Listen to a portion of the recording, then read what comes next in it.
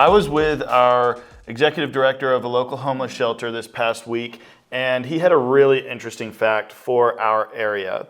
What do you think the average age of our housing stock, so the average age that a house was built in our area, what year do you think it was built? Maybe the 1970s?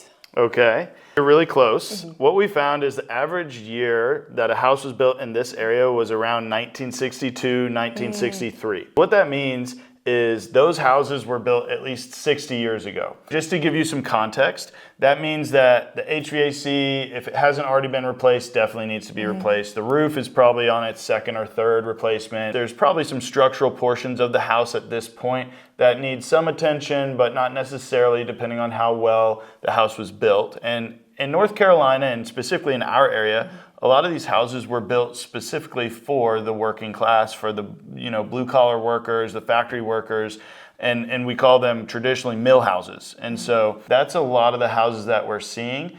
And unfortunately, in this area, not all those houses have been kept up very well. They might be owned by, a family that's no longer local and it's been sitting there for years, or a landlord, or a whole plethora of different reasons that house might be in disrepair at this point.